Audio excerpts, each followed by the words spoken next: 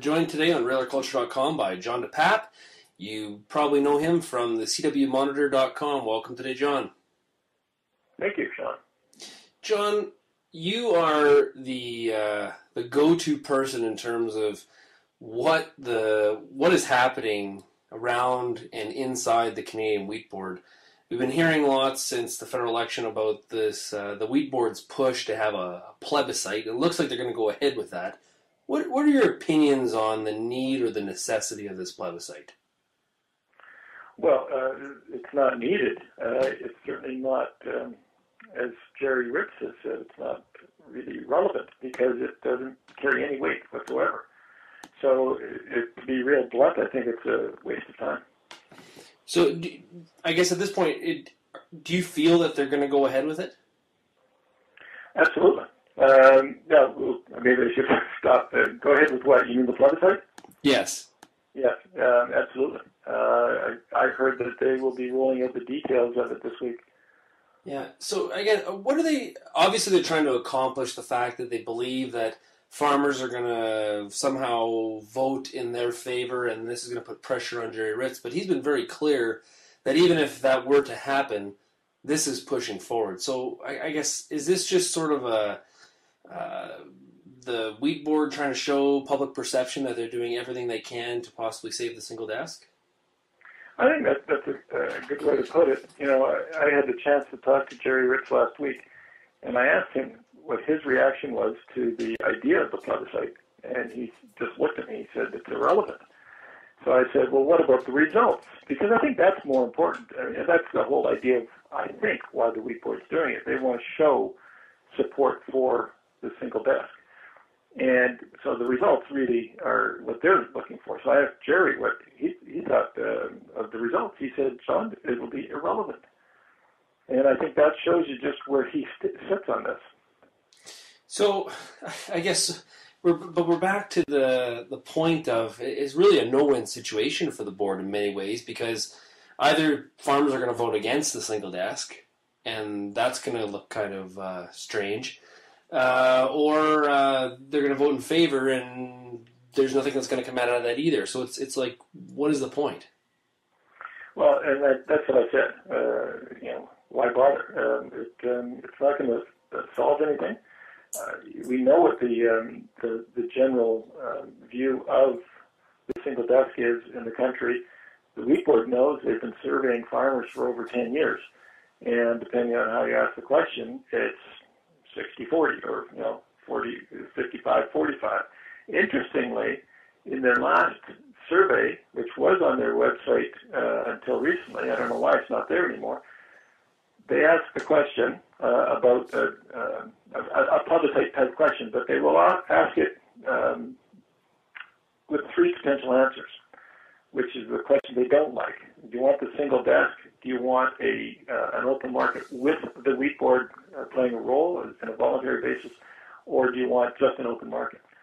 And on wheat, I was quite surprised to see this, only 41% supported the single desk or supported the status quo under that kind of question.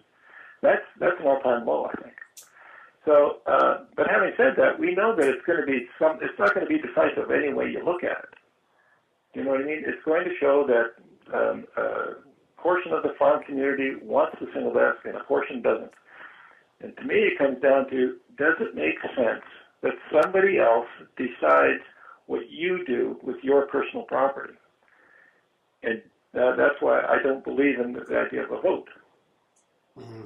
So what do you think the question is going to be in this plebiscite? Well, they've announced the question. It basically, do you want the single desk, or do you want to market your wheat in an open market? Mm. I don't have the exact words, but that's basically it. So do you have any thoughts on, as we move forward here, what's going to happen structurally with the actual board of directors? Like, if the plebiscite comes out and 60% of farmers want to get rid of the single desk, do you see certain very, very strong pro-board of directors stepping down? Boy, that's a good question. I don't know. I really don't know. I think the future of the wheat board, without the single desk, is up to them, those that sit there right now. And if they choose under a disappointing result for them in the plebiscite, I don't know what they would do. I really don't. Because it really does. This is the first time, really, that the shoe. We've always had these. We've had the board members that have been involved that are there to. They're a little bit more open to an open market, and this is the first time the shoe's kind of been on the other foot. And it'll be interesting to see as between basically the next 365 days plus a month how it all works out to see. How some of those very, very, very pro single desk board members, what their future looks like. It's an interesting thing for you and me to discuss, but I don't think we can shine any light on it. But I know that from experience that they have an interesting view on their role as a board director. How that view would change in a different market, a voluntary wheat board, I'm not sure. But I mean, think about this. If you go back to when the government wanted to alter the voting list for the board directors' elections and put in that 40-ton minimum, I'm sure we all know what that is. The wheat board voted on it. The board of directors voted on it and agreed to it, and it was going to go through. A couple of the directors, though, decided they didn't like that. And they decided to start their own campaign outside of the wheat board, a campaign of letter writing to the opposition parties and whatnot, which basically stymied the whole process.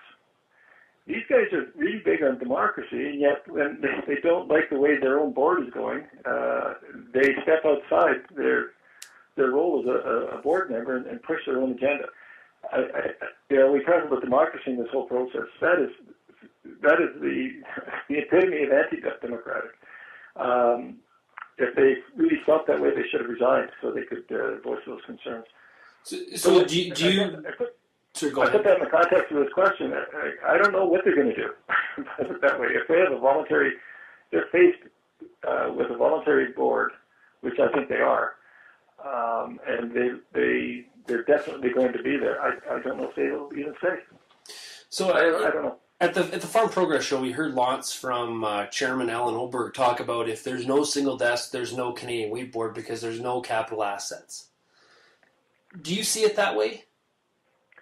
No. There's a lot of things the Wheat Board brings to the table that they could continue without a regulatory role, without a marketing role. I've said that a number of times. They often say they are a risk management tool that farmers should use, the idea of pooling and whatnot. I think that they should focus on risk management.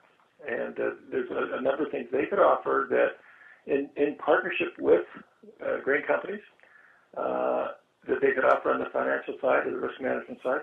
But also, Alan Oberg in that speech said that they would never be able to operate as a voluntary wheat board because they have to compete with the companies that would be handling their grain. And everyone knows that those grain companies would favor their own business over the wheat boards. What I found interesting was the very next day, the Western Grain Elevator Association came out with a release saying they would be happy to negotiate with the wheat board, but the wheat board has not even approached them yet. And so I think that shows, that the wheat board this is more for public play than anything. I was surprised to hear they have not talked to the grain companies.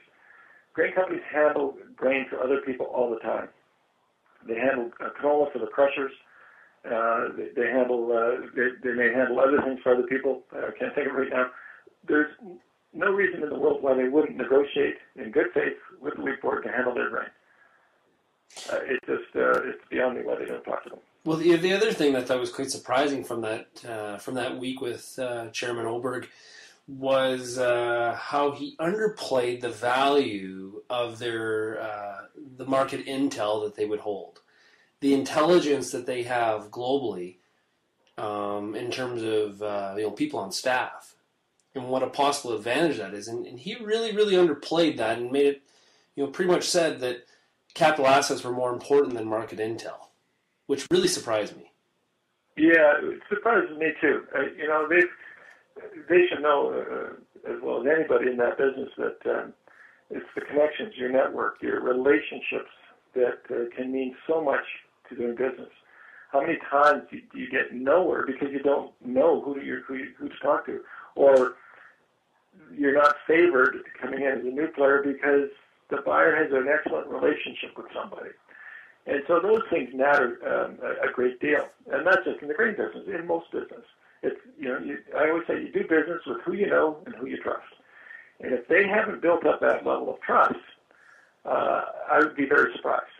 And so I think maybe he's trying to focus attention on something that plays well into their strategy. But I just don't understand why they wouldn't be playing that up more and taking advantage of it. Okay, John, thanks a lot for joining us today, and we will definitely be talking to you again as this whole situation unfolds and progresses. No problem. I enjoyed it. Thanks, Sean.